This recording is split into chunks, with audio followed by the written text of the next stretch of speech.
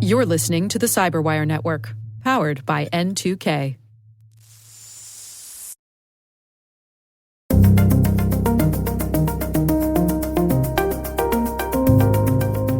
Now news and information is coming at us from all different kinds of directions, and it's very important for people to realize what to believe and what not, what information to trust, and perhaps what information needs to be checked and verified. Hello, everyone, and welcome to the CyberWire's Hacking Humans podcast, where each week we look behind the social engineering scams, the phishing schemes, and criminal exploits that are making headlines and taking a heavy toll on organizations around the world. I'm Dave Bittner, and joining me is Joe Kerrigan from Harbor Labs and the Johns Hopkins University Information Security Institute. Hello, Joe. Hi, Dave.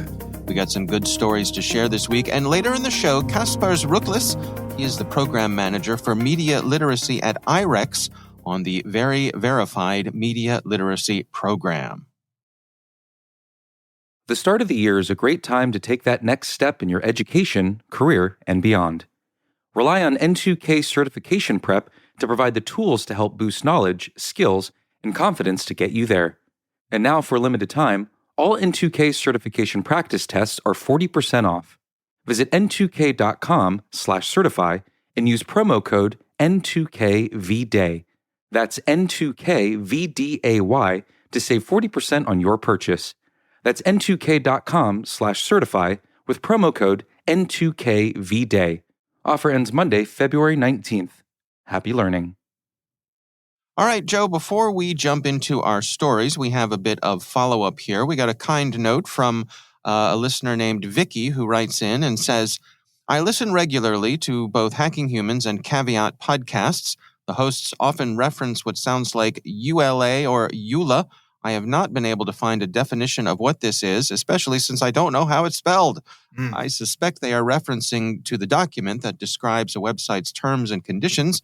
Can you give me a hint? I'm just a curious old lady, so perhaps this is just one more bit of jargon I would know if I were in the business. Thanks for any help you can provide. All right. Yeah, Vicky, thank you so much for writing in with this question. If you have this question, then I am 100% certain that there are other listeners who also have the same question. And all too often, we in the industry use jargon to communicate these complex ideas. But the problem with jargon is that it's confusing to people who are not familiar with it. So let us apologize for not clarifying our terms here. But EULA does, in fact, stand for End User License Agreement. And it's EULA. And it is, there is a EULA for websites and terms and conditions, other kind of EULA, but it's specifically for software when you buy software. Yeah, it's that big long piece of paper that you never look at, or or that thing 42 that you just click pages of legalese. Yeah, right. And you never read. Right, and it's you don't know what you're agreeing to because nobody ever reads these things. That's right. That's right. So, yes, Vicky, thank you for writing in. That is what a EULA is. We would love to hear from you if there's something that you would like us to address here on the show. Our email is hackinghumans@thecyberwire.com. All right, Joe, let's jump into some stories here. Why don't you start things off for us? Dave, the holidays are coming. Are you ready? As I'll ever be. Right. Do you buy gift cards for anyone, Dave, for holidays? I do buy gift cards for people. I would say gift cards are typically a birthday thing. Like I'll stick a gift card in a birthday card for someone. Right. Generally for Christmas time, try to be a little more personal than that. But a little more thoughtful. I use gift cards. Yeah. Gift card. A little, a minimal attempt. Sure. Right. Yeah. I've used gift cards to send gifts long distances for people that I've known casually and say, hey, thanks for your support. Here's a $10 or $15 gift card. Usually when I buy a gift card, I buy something that's universal, like with Amazon. Yeah.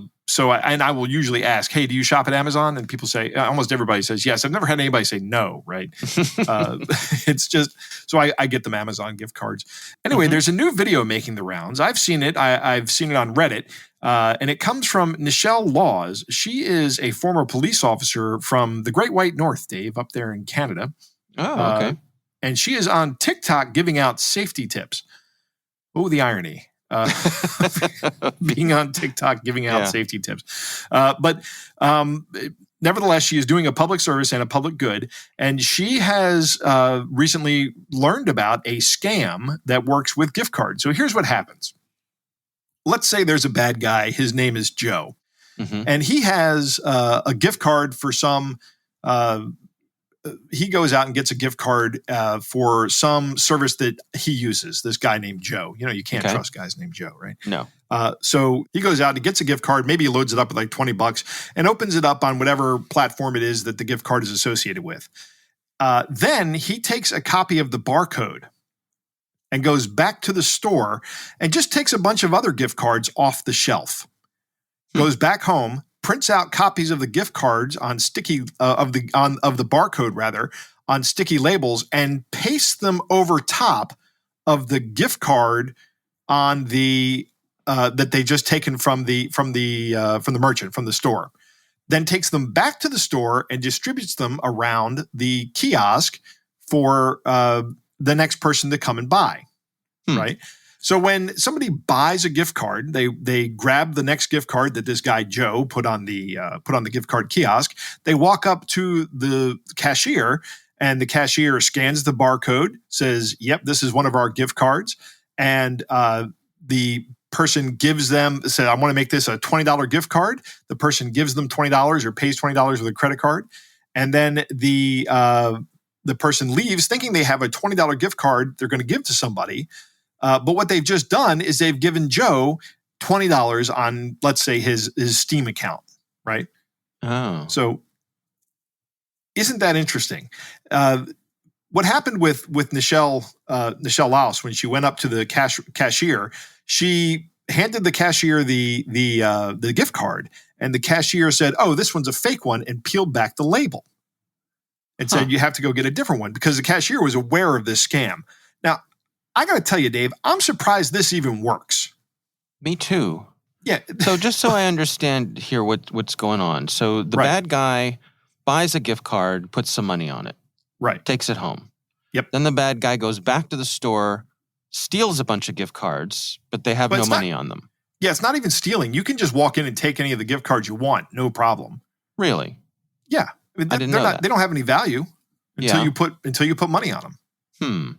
Okay. I never really thought about that. Yeah, that's why they're all stacked up there. And I mean, they're really easy to get out of the store with because they're worthless essentially. Yeah. So takes a bunch of gift cards home, and then, as you say, makes up stickers with the barcode of the gift card that they had put some money on. Right. Puts those stickers on the new gift cards, take those back to the store, puts them on the shelf.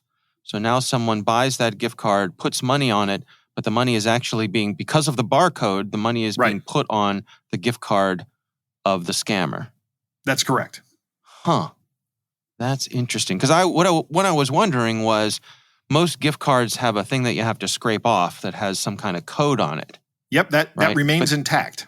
But this circumvents that because the money is being put on by the cashier, who presumably is a trusted person in the chain of custody of the gift card. Correct. Right. What's happening is that gift card that you're buying with its little scratch off code and its barcode are being carried out of the store worthless because you haven't actually scanned that gift card. You've scanned the scammer's gift card. And I hate having to say scanned the scammer's gift card because it's right. Say that 10 times fast. Yeah, it can sound confusing, but that's what happens. Now, it seems to me, Dave, that again, this is a flaw in the design of the gift card point of sale system. That when you have these gift cards and you can put more money on them. I've seen that with my wife. She has a Starbucks card and she continually recharges her Starbucks card. Right. With the app, she puts money on it with the app. But why can you do that at a point of sale? And maybe I'm misunderstanding the design of the system here or the intent of the system. But I think this is something that the people who designed this system didn't envision. And in fact, I'm actually kind of surprised. How long have we had gift card kiosks in stores? For a very long time, right? Yeah, and sure. Just now this scam is starting to come to light. So I think the scammers kind of missed this one until now as well. Yeah, Yeah, I'm trying to think of a workaround or a mitigation for it, and I Check for a suppose you could. barcode. Well, you I mean, could charge up the card initially at the at the merchants, but then Right. maybe if you want to add money, you need to have that code with the scratch off. Right. Right. That would be the way to do it. You can't just add money with the barcode. Right. The But- merchants can add money just with the barcode. They could initially activate the card, but then couldn't add more without the extra code. That might slow it down. You want to see some wild speculation here? Sure. I'm going to speculate on the design of the system. Now, I don't have any idea how this system actually works, but I'm going to bet. That's never stopped you before, Joe. It never has. And the funny thing about this is usually when I do this, I'm pretty close to right, which just reinforces the system. Right, exactly. But here's how I'll bet this works. That the moment that gift card is printed, it's activated. And it's in the system and just waiting for someone to put money on it. And it's as soon as you scan it at the point of sale system, there's software in the point of sale system that goes, okay, I'm just going to add money to this gift card, this ID, and it's going to put that money in there. And I'll bet that there is a vendor that provides this service to all of these different merchants. Mm-hmm. And the vendor puts that kiosk in the store and works with the store. And then just the vendor goes out to places like Amazon or to Outback Steakhouse or Southwest. I don't know how I'd feel if somebody got me a Southwest gift card, Dave. I guess it depends on if they lived close to you or far away, right? Right. Because... That's a very good point. Yeah. If my mom and dad got me one, they'd be like, get out of here. Right. Right. Why don't you go on a trip? Yes, go somewhere else. Right. Anyway, then these there's a company out there that does this, and they have one standard for the gift cards. Mm-hmm. And that's why the barcodes are all very similar, and it works with the particular point of sale system. That's my speculation, and that's why this scam works. And I think the flawed assumption in this system is that scammers aren't going to be adding money to existing gift cards. Right. Right. That is the flawed assumption. Yeah. And to be honest, this is a really difficult attack to conceive of. So I don't know that there's a way they could have prevented this from happening. So I hate to be the guy that shows up and goes, you should have seen that, Captain Hindsight. But there should be a mitigation that is forthcoming on this. Mm-hmm. And when the innocent person buys the gift card, right? They walk out with something that's worthless and hand it to somebody who then can't use it. Well, they can't use it because the scratch-off number doesn't match the barcode either. Right, exactly. So they can't even spend on it. Right. Well, I mean, they could peel the fake barcode off. It's just a label, and they could see the actual barcode underneath of it and realize. Or maybe they realize. Oh, right, but that won't have any money on it. It won't have any money on it. It'll be worthless. Yeah, that's right. Yeah. Diabolical. It is. So, way to ruin someone's Christmas. So the lesson here, I suppose, is just like you go and you jiggle the thing that scans your card at an ATM or a point of sale thing. You got to check to make sure that there isn't some sticker over the barcode on that gift card you're buying. Those barcodes are printed directly on the cards. So if there's something obstructing that barcode, don't buy the card. Get a different card. Dig through the pile till you find one. And, that's right. Maybe hand in the one. Yeah, hand it in to throw it away. Yeah. Boy, that's interesting. All right. Well, we will have a link to that story in the show notes. Very interesting stuff. We'll put a link in the show notes to the interview that Nichelle did with CBS so you can see how this works. It's worth, it's a short video. It's worth a watch. Yeah. All right. Well, my story this week comes from over at Wired. This is written by Matt Burgess, and it's titled "Scammers Are Scamming Other Scammers Out of Millions of Dollars." Good. Right. I like the headline so far. Carry on, right? So I suppose there's no surprise that there is no honor among thieves.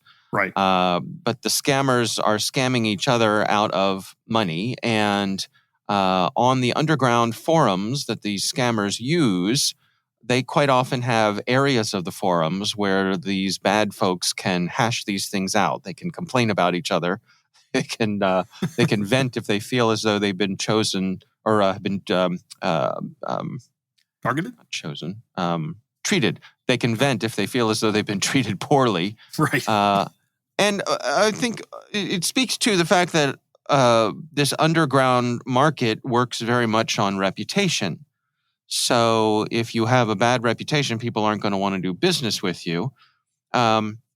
This article points out that the median scams of the sites of these folks scamming each other ranges from $200 to $600. But they also point out there was someone had provided a Windows kernel exploit and had not been paid the $130,000 that they had agreed to. So one person said, "Yeah, show me the throw me the whip, I throw you the idol," right?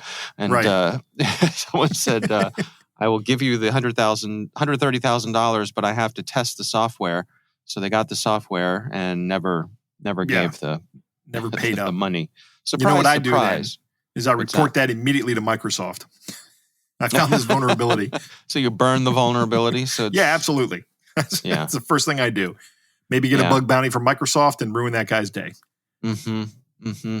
The other thing that I thought was interesting about this that kind of ties into something we talk about here all the time, which is that when people get themselves into an emotional state, they often don't behave the way that they would otherwise. Right. And this article points out that criminals are typically very cautious about sharing anything that might identify them. They don't use their real names.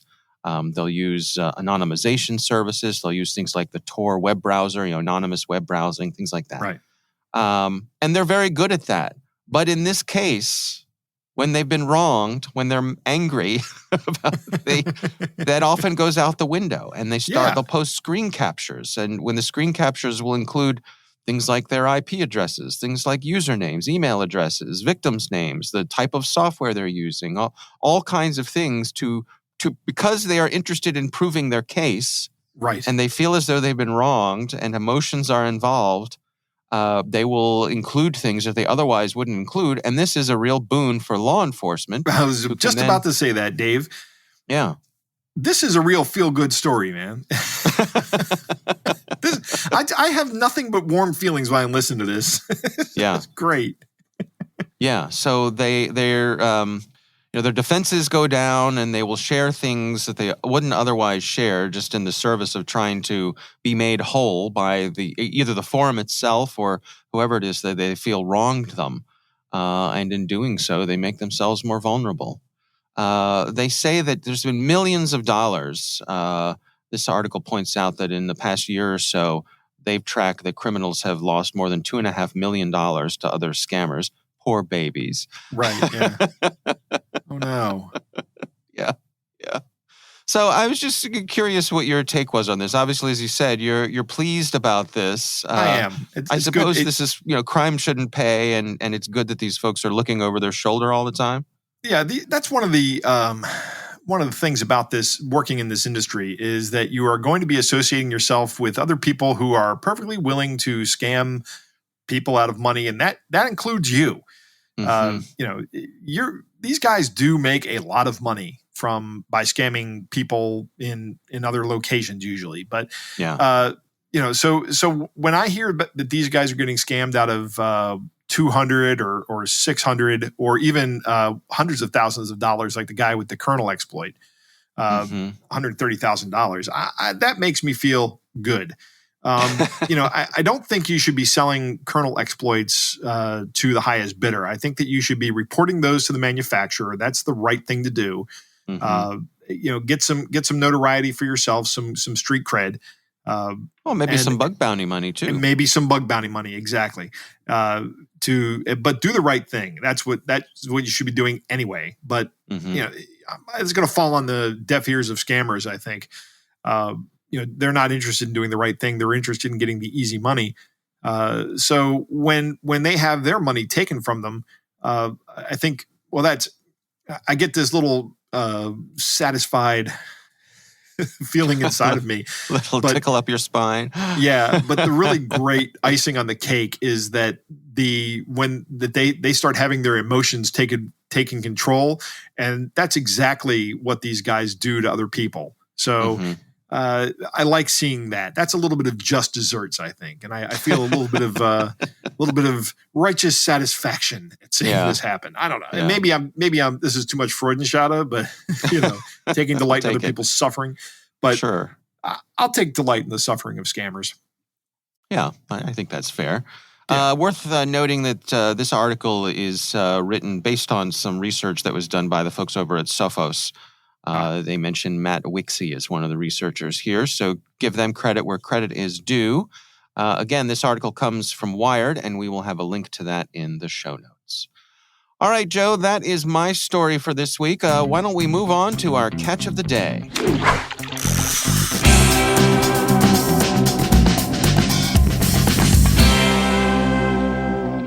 Dave, our catch of the day is so bad. Okay. Come on, Dave. How bad is it? Thank you. It's so bad that when our executive producer, Jen, forwarded it to us, Gmail put a warning on it. And this message seems dangerous. Similar messages were used to steal people's personal identification. Avoid clicking links, downloading attachments, or replying with personal information, which is great. Thank you. Thank you, Gmail, for doing that. It comes from Connor, who writes, "Hey guys, I discovered you guys through Grumpy Old Geeks. Love the show. I haven't received one of these emails before. I was starting to feel left out. I got a kick out of it and hope you will as well. Keep up the great work." So Dave, it's one of those sextortion emails, but it's pretty good. I love the English in it. Goes like this. Greetings. The following is your last notice.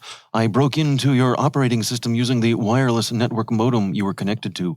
Some time back, I got into the systems that you were previously used to get online.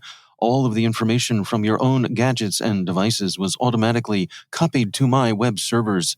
I can take advantage of all of your messengers, social media, social networks, emails, chats, and contact information. My Trojan regularly changes its signature driver type so it stays invisible to anti-malware software. I reckon that at this point you realize why I remained quite right until this current day. While get-together infos about you, I discovered that you are a huge fan of adult web pages and much more.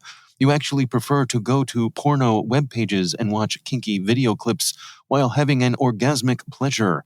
I have surely made a web camera capturing videos of you, the editing of the video clip you are watching at the same time, and you're pleasuring yourself. Your own facial area is obviously seeable. I do not think this type of information will be great for your profile. I can now direct this footage out to everyone who realize who you are. I also have no challenge with making all your personal data public via the internet. I think you realize what I mean. It may be a real disaster for you. I'll be able to ruin your daily life permanently. I really think that you do not want that to take place. Now let's fix it in such a manner. You send me $1,200 via Bitcoin equivalent at the time of exchange, and I'll immediately get rid of all your data from my computers, and then we will just ignore each other. My Bitcoin wallet address for transfer. In case you don't realize how to transfer cash and exactly what Bitcoin is, the key in the Google search engine, buy Bitcoin. I present you with 3 business days to transfer money. The timer launched counting instantly once you read this message. I'll receive a message the minute this email is exposed. Do not attempt to look for aid, as the payment address cannot be tracked. Address the message is coming from and cannot be tracked also and generated automatically. Hence, there's no reason for texting me. Don't make an attempt to reach out to the police and some other security solutions. And if you choose to, your information will undoubtedly be revealed.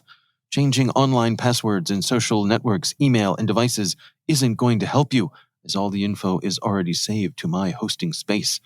All the best, and try to not do something dumb. Carefully consider your forthcoming future. There was a lot of isolation here. It's a lot of don't try to talk to anybody, don't try to call law enforcement, don't try to do anything. This is always a scam. It's just people who fire up these Bitcoin addresses and then send out emails. Now, I have good news. That that Bitcoin address does exist, but it hasn't received any money. I don't know if this particular scammer sent out a bunch of emails with this one Bitcoin address, or just Connor received this one with this Bitcoin address. I don't know. Mm-hmm. So very interesting. It's a typical sexploitation scam. Right. We've seen these before. We've seen much more horrific examples of this, but when you get these emails, just delete them, move on. They don't have anything. And even if they have a password for like one of your sites, that's just coming from an old password breach or some old password database. So they may try to convince you that they have the right information, that they actually have done this. The truth of the matter is that they can script the authoring and sending of these emails remarkably quickly. So it's just pulling the data from a database and then inserting it into a text field and then sending it on its way. There's nobody giving you personal attention. I'll note also that I think one of the things that makes these effective is that this is a topic that people hesitate to discuss with their loved ones. So yes, absolutely. It makes you scared that what if, on the very, very slight chance that this might be legitimate, I don't necessarily like the pathway that this could go down with my friends and family. I don't want to talk about this. So that's what they're relying on. So I think for those of us who are trying to protect our loved ones, you need to be preemptive about this. You go to your relatives. I'm thinking of, elderly parents, people like that, and say, listen, this is a type of scam. If this type of scam happens to you, know that you can talk to me about it and there will be no judgment, right? There's no reason to be embarrassed about someone trying to scam you, no matter what the subject matter is. All right. Well, our thanks to Connor for sending that in. And again, we would love to hear from you. Our email address is hackinghumans@thecyberwire.com.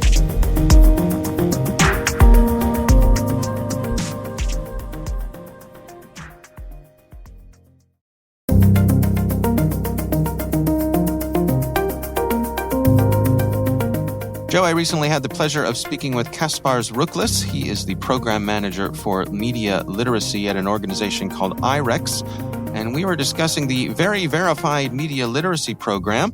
Here's my conversation with Kaspars Ruklis. Well, disinformation is a huge issue, not only in the United States, but also all around the world, including the Baltics. And there has been a lot of different types of misinformation and disinformation connected to the rise of the social media and many other information channels, also connected to foreign propaganda that is quite accessible, or it's used to be quite accessible here in the Baltic states. And so there's a big need for the society to learn tricks and tips, how to better navigate the information environments, as complicated as they are today. It's not as simple as it used to be even 10, 15 years ago, when there were, major news sources, the television channels, and also a limited number of television channels, perhaps, newspapers and radio. Now news and information is coming at us from all different kinds of directions. And it's very important for people to realize what to believe and what not, what information to trust, and perhaps what information needs to be checked and verified. So I think, that's where the need comes from. Can you give us some insights as to what are some of the specific things that people deal with there when it comes to disinformation? I mean, I think we have an idea, those of us here in the United States, of the types of things we deal with, but I suspect there are some differences in your part of the world. Yes, there are many things that are probably quite similar, and especially, the things that, happened around the global pandemic. There were a lot of people around here that were also very skeptical about the virus, just like in the United States and many other places around the world. But then perhaps what is slightly different for us, we are actually having a joint border with the aggressor, with Russia at the moment. And the Russian government has been disseminating propaganda messages for many years. And being direct neighbors, we have been directly affected by that disinformation. A large portion of people in the Baltics also understand and speak the Russian language, even though, of course, we also speak our own Latvian, Lithuanian, and Estonian languages.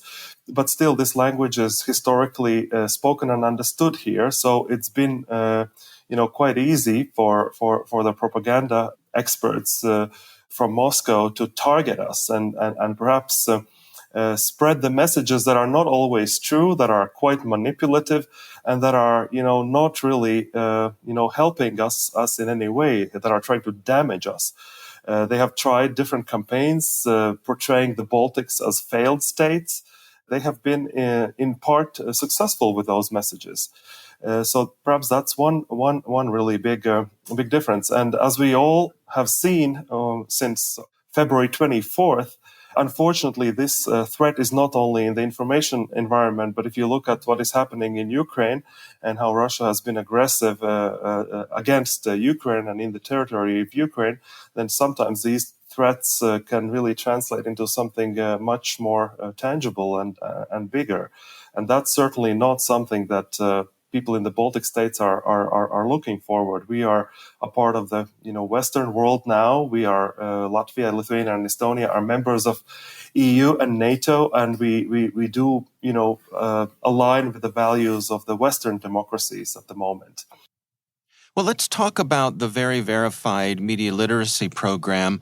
What exactly are you doing here? What are the things that you've put in place?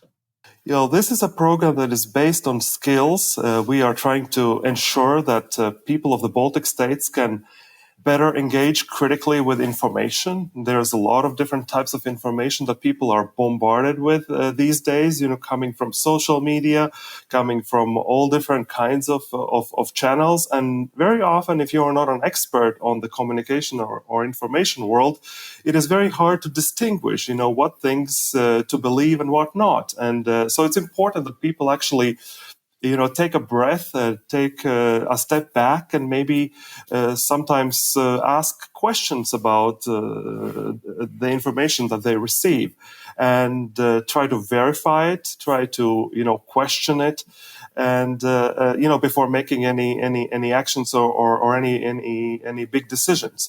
In the first place, I think it's important that before making political decisions, now actually this weekend Latvia will have a parliamentary elections, and a lot of people are looking at wonderful, beautiful, posters of politicians and all different kinds of promises and messages.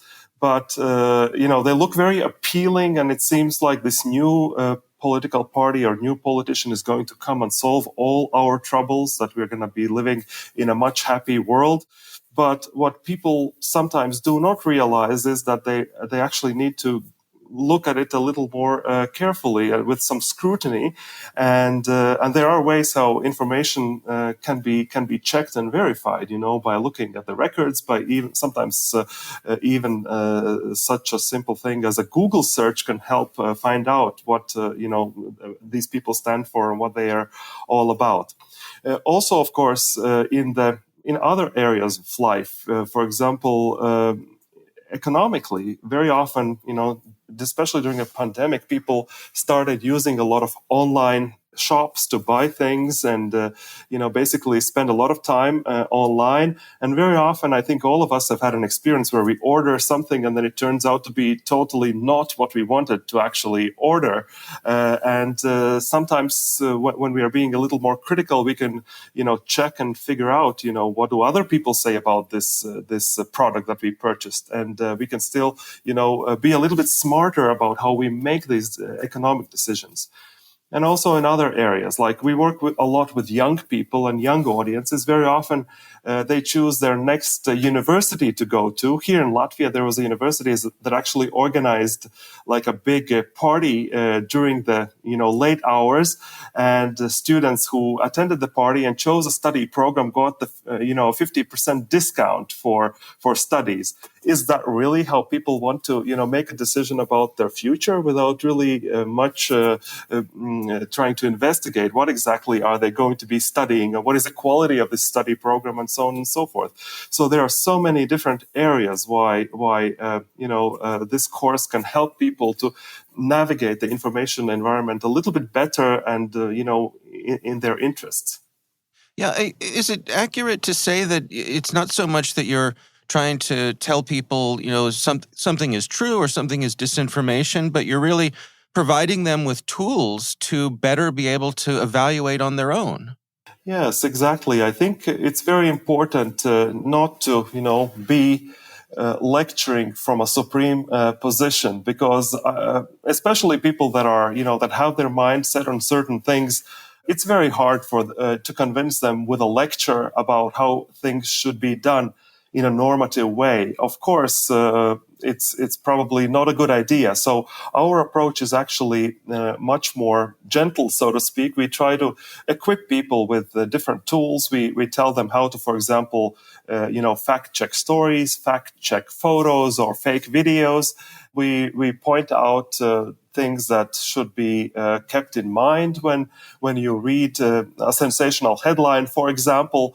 And we don't tell them what to read and what to consume, but how to do it, in a more sensible way that actually benefits perhaps them later on. And how are you reaching people? How do you engage with them? Well, Media Literacy in the Baltics program has a number of components, but one of our main components is we actually work with universities. So we actually have a cooperation with 13 university partners in Latvia, Estonia, and Lithuania. So we help university faculties to develop specifically designed study courses that we called JEDI in English, meaning journalism in the era of disinformation, trying to explain some of the things that are important for the future communication professionals to avoid disinformation. Because we have had cases in the Baltics where journalists have been tricked with deep fakes or cheap fakes, where somebody dresses up as someone else and gives an interview, and then that gets broadcast on the national television. And after a day or two, it turns out that was an imposter giving the interview, and it's actually not true. So it's very, very important for people that are working in media, also for teachers, to be knowledgeable about different ways to spot and fight disinformation. And we call that media literacy in one term, but it includes a lot of different things. And where do you hope the program goes as you expand and are exposed to more people? Well, we are working with a lot of different audiences. We work with future journalists and future education professionals. We are also targeting teachers that are already working in the schools, because national curricula is requiring them that they integrate media literacy skills into all study subjects horizontally. So those are some of our audiences. Then we also just go out and work with youth organizations in the Baltics who are interested in becoming better, more informed citizens. So it's really targeting all different kinds of people, living all over the Baltic states.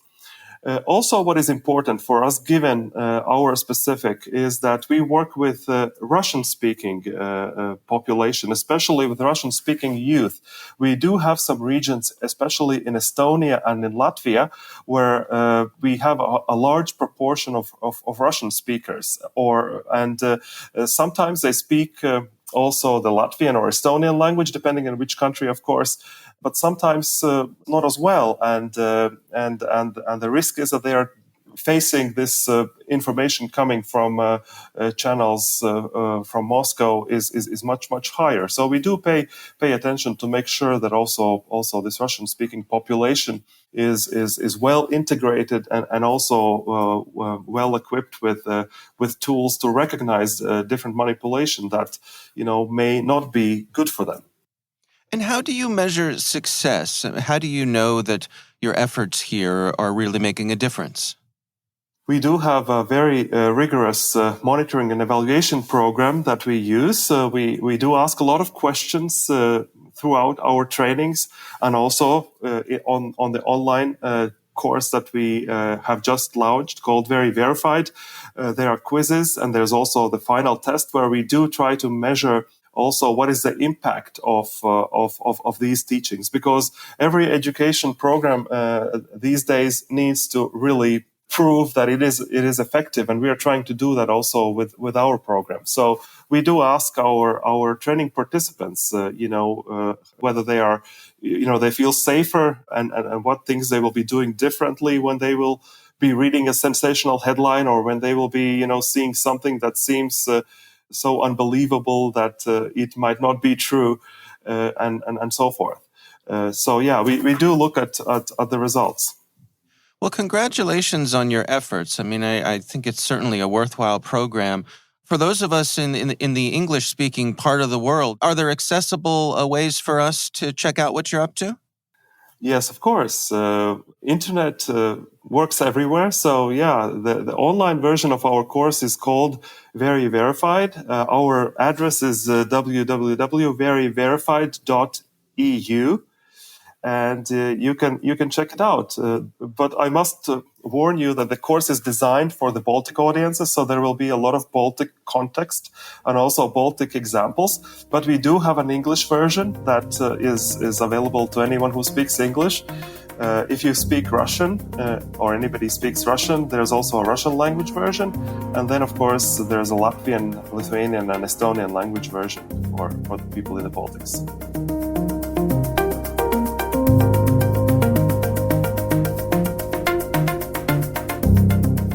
Joe, what do you think? Good interview. I'm a big fan of the media literacy program at IRX, although it is targeted towards the Balkans. I think it has a lot that could be applicable to the United States. There has been a huge change in the media landscape, and Kaspars talks about that. First, there are biases, most of the time completely unacknowledged in what we would call traditional news sources. It's just the nature of part of human nature that you've got to understand that the people reporting the news to you are people and they do have their biases, right? That is one of the things that is just unavoidable in dealing with people. They're going to have biases, and you're just going to have to try to understand what their biases are. Yeah. With the expanded internet access that we've all experienced, the number of outlets has absolutely exploded. So now, one of the things Kaspar says in here is that we started off with like a very few number of news outlets. So it was easy to vet them, right? Because if you can count them on one hand, you can go, okay, that one is good, and they tend to be a little left leaning. That one's good. They tend to be a little right leaning. That one's garbage. And you know which one I'm talking about. The National Enquirer. Sure. But now what's out there? It's actually the National Enquirer, not necessarily bad in terms of news, but just what they cover is just unpalatable to me, I should say. Are they still around, the National Enquirer? I think so. I think you can get them at your local newsstand, I suspect. Yeah, that's great. I think it's always interesting to hear the differences and similarities in other populations, to me at least. The Russians are masterful at propaganda, and nobody experiences that more closely than the Balkan states.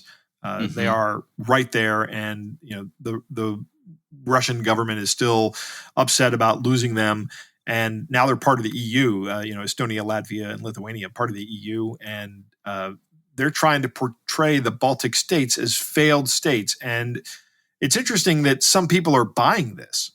And this is part and parcel of what Russia does, is they try to convince people within a country that their country has failed. And that's a win for them. That's good for the Russian government. Mm-hmm. It works. So I like one of the things Kaspar says: question everything. Every message from any media outlet should be taken with a grain of salt. You should at least understand the biases that you're dealing with from the media outlet. You should also make sure you have reputable media outlets. There are a ton of media outlets that are either owned by people in political parties or people closely associated with political parties. I wouldn't count anything any of those media outlets say as valid. Just because they are masquerading as a real news outlet, and it's just not something that is the case. It's just not true. They're just essentially publicity arms for these political parties. If you want to call them propaganda, I really wouldn't have a problem with that. Mm-hmm. It's good to see that politicians in Latvia are also untrustworthy. I think that might be a universal truth. Good in what way, Joe? It's reassuring that it's not just us. Yeah, reassuring that it's not just us. Okay. The big universal truths of human nature. Yeah, the big smiling poster of people, and I'm going to make everything so much better, and then you elect them and nothing changes. It's I like his story about going to school, the university that had the big party and gave everybody 50% off. I have a big rant on picking a school and a major, but I'll save that for another time. It's actually outside of the scope of this show, but it's very important to listen to. So if anybody wants to hear it, let me know. I'll give you a call and give it to you, and you can listen to me rant on the phone for a little while. 1-900 Joe Rants. Right, I'll make a fortune. $4.99 a minute. Yeah. Right. The media interviews with imposters. I thought that was very interesting. I don't know that I've ever seen that happen. I mean, we've seen the cheap fakes happen where those make the rounds on social media, but I can't think of a time when somebody interviewed somebody they thought was a politician and it turned out to not be that politician, just some random person wearing a disguise to look like the politician. Mm-hmm. Have you ever seen that happen? No, I don't think I have. Not here. I mean, not here. I don't know that it has happened here. I'm not aware of it happening here. I should say that. So I think I would love, I wouldn't love to see that happen, but that would be an interesting experience, to say the least, to be part of that, to see that happen. I wouldn't like to see it happen, but I'd be interested to see it happen. Does that make sense? Yeah. I think I'm wondering what the risk reward is for someone to go on. Well, yeah. I'm thinking of, because there are the prank kind of things. I was thinking of like the ways, like someone's going to be a guest on the Today Show, right? You're on TV, you're on camera. There are lots of staff at that show who are doing the vetting and all that sort of stuff, and they have systems in place. And that's one thing. And then I'm thinking about, people from the Howard Stern show calling and saying "Baba Booey." That's right. Like that's the other about that. That's the other end of the spectrum, right? Not really impersonation, but it's just somebody calling in, pretending to be somebody with information that they are not. That's a different kind of thing, and that's when the news media, when they're in that news cycle with something breaking and big, and they're looking to get anything else out of any more information they could put on screen and go, look, we got the scoop. And I guess I have, along the lines with that Howard Stern kind of thing, I have heard of pranking situations where someone would call in with a really good impersonation of a celebrity and pretend to be that celebrity. Yes, I have seen that. So I've seen that, but I haven't seen it where the consequences are someone pretending to be a politician or pretending to be a president or a congressperson or something like that. So like showing up in person pretending to be somebody. Right. We've all seen. I'm not talking about the call-ins. The call-ins are easy to do. You get somebody who can do a good. I can do a pretty good Bill Clinton, I think. But that's a much younger Bill Clinton, by the way. I don't think that sounds like him anymore. But I've never seen somebody like dress up like to look like Bill Clinton not even Bill. I mean, I would think that Bill Clinton or a former president, any former president, you'd be easy to that. That's not who that is. But maybe a local state delegate, right? Mm-hmm. I mean, do you know what your state delegate looks like? Kinda. Kinda. Yeah, exactly. Yeah. Right. That would be interesting to see. Yeah. All right. Well, our thanks to Kaspars Ruklis for joining us. We do appreciate him taking the time.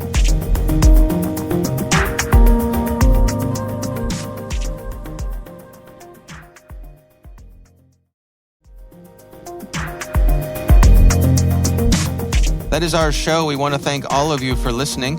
Our thanks to Harbor Labs and the Johns Hopkins University Information Security Institute for their participation. You can learn more at harborlabs.com and isi.jhu.edu.